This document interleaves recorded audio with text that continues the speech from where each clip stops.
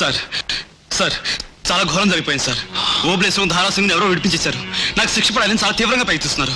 అంటే నిజంగానే నువ్వు ఈ నేరం చేయలేదంటావా? లేదు సార్. అవును అంకుల్, ఆ మాట ఆ ముసలమ్మ తన నోటితో స్వయంగా చెప్పింది, నేను విన్నాను. అయ్యయ్యో, చాలా పెద్ద చిక్కొచ్చి పడింది. ఆ ముసలమ్మో ఆ రౌడీ వెధవో ఎవరో ఒకళ్ళు లేకపోతే రేపు కోర్టులో చిరంజీవిని రక్షించడం చాలా కష్టం. పైగా రేపే 10వ తారీఖు. రేపట్లోగా వాళ్ళిద్దరిని ఎలాగైనా పట్టుకుంటాను సార్. ఏవో కొన్ని ఆధారాలు సంపాదిస్తాను. అచ్చా పద. ఆగండి. మొత్తానికి ఎలాగైతేనే మీరిద్దరూ ఒకటయ్యారు. నాకు చాలా సంతోషంగా ఉంది. జీవితాంతం ఇలాగే ఉండాలని నా అభిలాష. వస్తాను సార్. Thank you uncle. జీవితాంతం. నేరస్తుడి వేలుముద్రలు సాధారణంగా ఇలా 5 వేళ్ళు లేదా ఇలా 4 వేళ్ళు పడతాయి. కానీ సుశీల గదిలో దొరికిన వేలుముద్రలు మాత్రం కొన్ని ఇలా 5 వేళ్ళు, కొన్ని ఇలా ఉంగరం వేలు లేని వేలుముద్రలు దొరికాయి.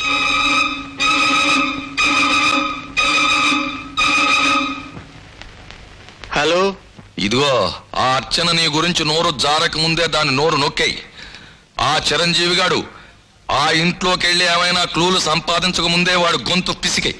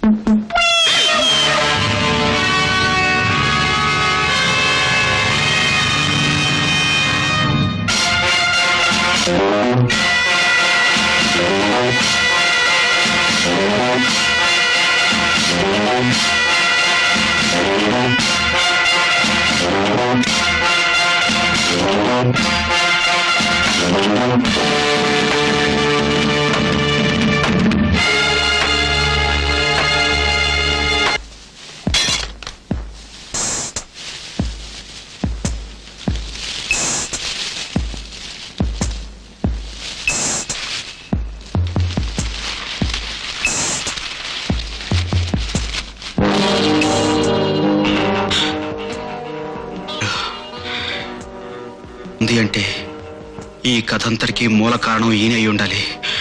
My God.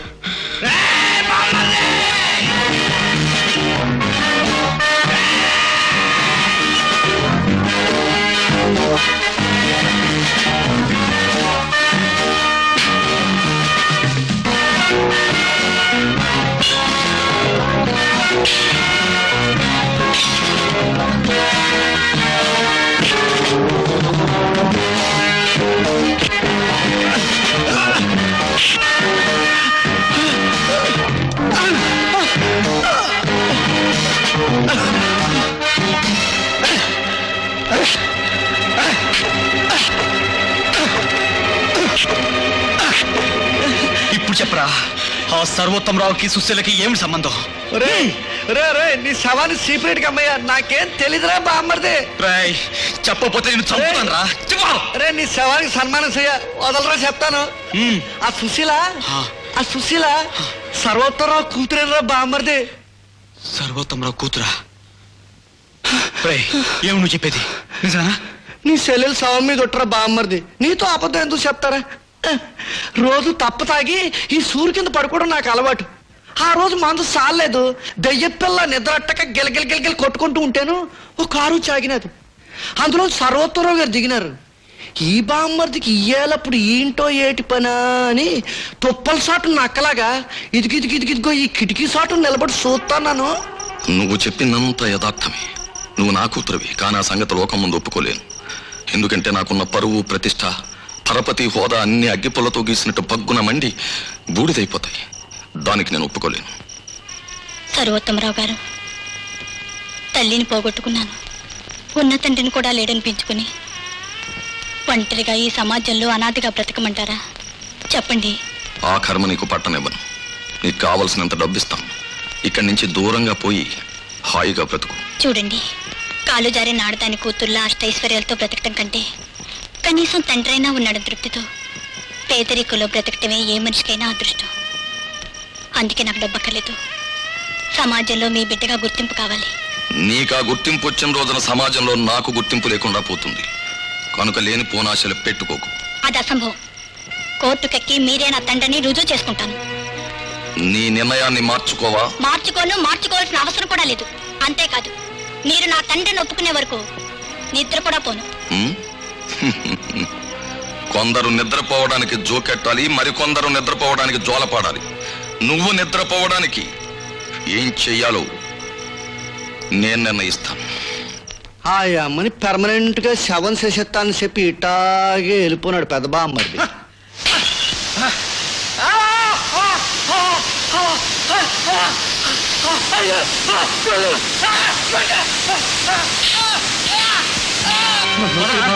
బామ్మర్ది స్ఫూర్తి వీడి పోలీస్ స్టేషన్ తీసుకెళ్ళు. నేను అర్చన దగ్గరికి వెళ్ళాలి.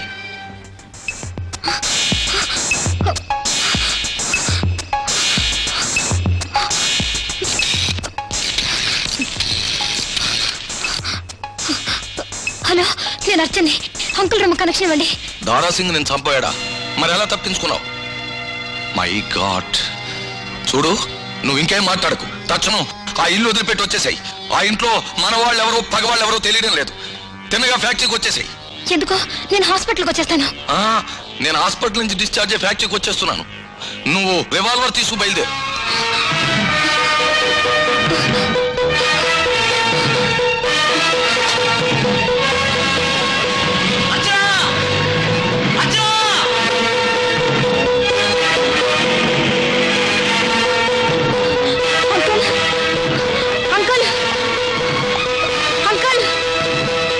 వచ్చావా అమ్మా? నీకోసమే ఆతృతగా ఎదురు చూస్తున్నానమ్మా. ప్రాణాలు అరిచేతిలో పెట్టుకుని వచ్చాను. అబ్బా, నాకెంత భయం వేసిందో తెలుసా అంకుల్? నీకొక్క కారణంగా భయం వేసింది, నాకు మరో కారణంగా భయం వేసింది. అన్ని భయాల్ని ఆ రివాల్వరే తీరుస్తుంది. ఆ రివాల్వర్ ఎలా ఇవ్వమ్మా? అంకుల్, ఆ దారాసింగు ఆ పశువు నన్ను ఏం చేయబడా తెలుసా? వాడిని అలా చెయ్యమని నేనే చెప్పి పంపాను.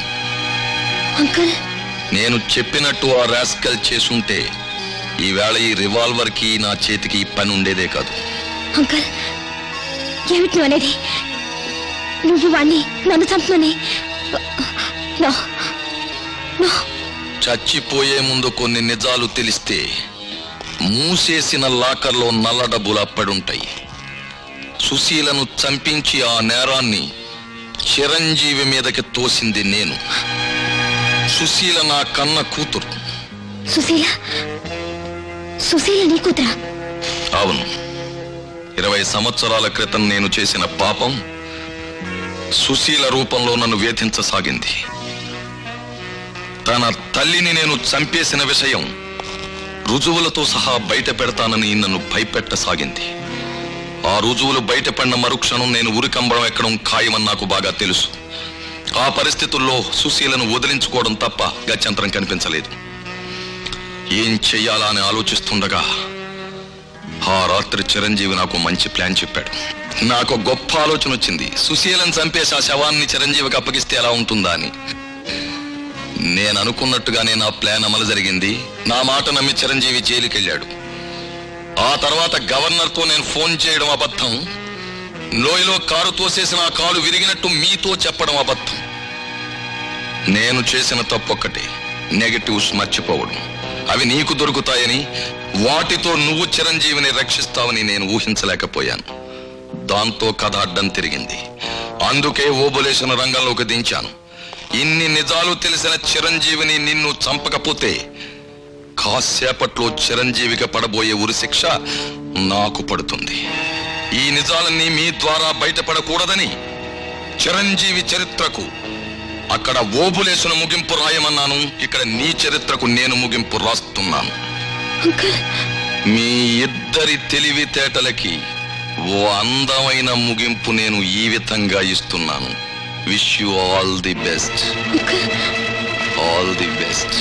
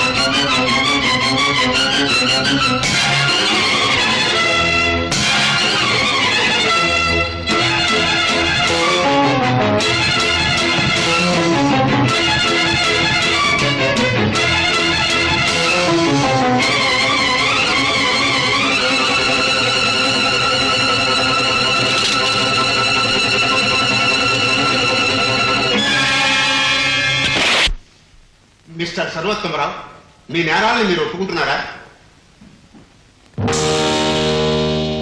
మీ తరఫున వాదించడానికి లాయర్ ఎవరైనా ఉన్నారా?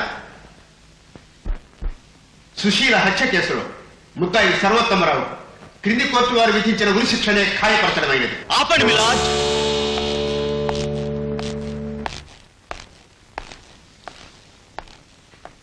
ముద్దాయి తరపున వాదించడానికి నాకు అనుమతి ఇవ్వాల్సిందిగా కోర్టు వారిని కోరుతున్నాను. ఎస్ మిలాడ్, బోన్లో ఉన్న ఈ ముద్దాయి కన్న కూతుర్నే అతి దారుణంగా హత్య చేయించాడు. మేనకోడల్ని మరో మనిషిని నిలువునా చంపడానికి ప్రయత్నించాడు. అంతేకాదు మిలాద్, చట్టాన్ని మోసం చేయాలనుకున్నాడు. ఇటువంటి మనిషికి ఐపీసీ 302 సెక్షన్ క్రింద ఉరిశిక్ష విధించి తెరాలి. He must be hanged by night till he is dead. But my lord, ఈ ఉరిశిక్ష విధించడం వలన మనం సాధించేదేమిటి? అతి భయంకరమైన నేరం చేసిన ఒక ముద్దాయి ఒక్క క్షణం గిలగిల్లాడి హాయిగా ప్రాణం వదిలేసే చిన్న శిక్ష విధించటం, is it right, proper or justify? No milord, అసలు దోషికి శిక్ష ఎందుకు? తాను చేసిన తప్పు ఎంత భయంకరమైనదో తాను తెలుసుకోవడానికి, పశ్చాత్తాపడటానికి, మనసు మారటానికి, పరివర్తన చెందటానికి. నేరస్తుడు అనుక్షణం పశ్చాత్తాపంతో కుమిలిపోయి తాను చేసిన తప్పు తెలుసుకోవాలంటే అతనికి యావజ్జీవ కారాగార శిక్ష విధించండి. తన వాళ్ళకు దూరం చేయండి, రాళ్లు కొట్టించండి, ఇటుగా మోయించండి, అతన్ని శారీరకంగా మానసికంగా బాధపెట్టి బాగు చేసి ఆ బాగుపడిన మనిషిని మళ్ళీ ఈ సమాజంలోకి తీసుకురండి. ఒక మంచి పౌరుడిగా బతికే అవకాశాన్ని కల్పించండి. అంతేగాని ఉరిశిక్ష పేరుతో ఒక నిండు ప్రాణం తీయటం అన్యాయం, అనాగరికం, అతి దారుణం. మిలాడ్, ఏ మనిషి పుట్టుకతోనే హంతకుడు కాడు. పరిస్థితులు, వ్యక్తులు, సమాజం అతని హంతకుడు చేస్తాయి. న్యాయాన్ని, ధర్మాన్ని కాపాడవలసిన న్యాయస్థానం అతన్ని హత్య చేస్తుంది. అతను ఆలోచించకుండా ఆవేశంతో హత్య చేస్తాడు. న్యాయస్థానం ఆలోచించి అధికారంతో హత్య చేస్తుంది. What a fallacy, what a pitiable irony, what a ridiculous nemesis. ఉరిశిక్ష నేరస్తుని భయపెడుతుందని, చావు అతన్ని బెదిరిస్తుందని అనుకోవడం పొరపాటు. ఒక పక్క ఉరులు తీస్తూనే ఉన్నారు, మరో పక్క నేరాలు జరుగుతూనే ఉన్నాయి, పెరుగుతూనే ఉన్నాయి. మరి ఉరిశిక్ష ద్వారా న్యాయం, చట్టం సాధించింది ఏమిటి? ఒక మనిషికి ఉరిశిక్ష అమలు జరిగాక అతను నిర్దోషిని తెలిస్తే ఈ న్యాయస్థానం అతని కుటుంబాన్ని తిరిగి అతన్ని తీసుకొచ్చివ్వగలదా మిలాడ్? ఈ ప్రశ్న ఇంత సూటిగా ఎందుకు వేస్తున్నానో తెలుసా మిలాడ్? 20 సంవత్సరాల క్రితం ఇలాంటి న్యాయస్థానంలోనే ఒక నిర్దోషి దోషిగా నిరూపించబడి ఊరిత్రాటికి బలైపోయాడు. ఆఖరి నిమిషంలో ఆ అభాగ్యుడు కొడుకైన ఓ పసివాడు తన తండ్రి నిర్దోషని తెలిసి ఎలా రక్షించుకోవాలో తెలియక గుండెలు బాదుకుని ఏడ్చాడు మిలాద్, గుండెలు బాదుకుని ఏడ్చాడు. ఆ పసివాడు మరెవరో కాదు మిలాద్, నేనే. మిలాద్, ఆనాడు మిమ్మల్ని, ఈ సంఘాన్ని అడిగే అవకాశం నాకు లేకపోయినా ఈనాడు అడుగుతున్నాను. నా తండ్రిని నాకు తెచ్చివ్వగలరా? చెప్పండి మిలాద్, చెప్పండి. నాలాగా మీతో చెప్పుకోవడానికి అవకాశం లేని ఎన్నో కుటుంబాలు, ఎంతో మంది అభాగ్యులు ఎంతగా కుమిలిపోతున్నారో మీకు తెలియదు మిలాద్, తెలియదు. వాళ్ళందరి కన్నీటితోనైనా ఉరిశిక్షని ఈ రాజ్యాంగం నుంచి తుడిచేయాలి మిలాద్, తుడిచేయాలి. బ్రతుకనేది భగవంతుడిచ్చిన వరం. చట్టం పేరుతో, శిక్ష పేరుతో దాన్ని మన చేతులకు లాక్కోవడం అన్యాయం. జీవహింస మహాపాపం మన బుద్ధుడు నడిచే ఈ నేల మీద ప్రాణం పోసే భగవంతుడికి ఒక్కడికే ప్రాణం తీసుకునే హక్కు ఉందని చాటి చెప్పిన మహాత్మా గాంధీ పుట్టిన ఈ గడ్డ మీద, ప్రపంచ చరిత్రలో క్షమకు పుట్టిలేని ఈ పవిత్ర భారతదేశంలో ఉరి పేరుతో ఒక నిండు ప్రాణం తీయడం మన అందరూ సిగ్గుపడాల్సిన విషయం Milad. And now, Milord, I pray this honorable court to revise jurisprudence, abolish this barbarous punishment, Strike off section 302 from our penal code. My lord, ఒక లాయర్గా కాదు, ఒక మనిషిగా అర్థిస్తున్నాను, ప్రార్థిస్తున్నాను. ఉరిశిక్షని మన రాజ్యాంగం నుంచి రద్దు చేయించండి, రద్దు చేయించండి. అదే నా అభిలాష, అదే నా అభిలాష. సుప్రీంకోర్టు న్యాయమూర్తులు జస్టిస్ భగత్, సర్కారియా, రామస్వామి మొదలైన మేధావుల వ్యక్తిగత అభిప్రాయాన్ని అనుసరించి డిఫెన్స్ లాయర్ చిరంజీవి చేసిన వాదనను పరిశీలించిన పిమ్మట ముద్దాయి సర్వోత్తమరావు కోర్టు వారు ఉరిశిక్షను యావజ్జీవ కారాగార శిక్షగా మార్చడమైనది. ఈ కేసులో ముఖ్య దోషి అయిన భీమేశ్వరికి కూడా యావజ్జీవ శిక్షను విధిస్తూ ఆ నేరానికి సాయపడిన ఓబులేసుకు 7 ఏళ్ల కఠిన కారాగార శిక్షను విధించడమైనది. న్యాయమూర్తుల వ్యక్తిగతమైన అభిప్రాయం ఏదైనప్పటికీ రాజ్యాంగాన్ని మార్చి ఉరిశిక్షను రద్దు చేయవలసిన బాధ్యత ప్రభుత్వానికి మాత్రమే ఉందని తెలియజేస్తూ ఆ శిక్ష రద్దు కావాలని మనసారా ఆశిస్తున్నాను.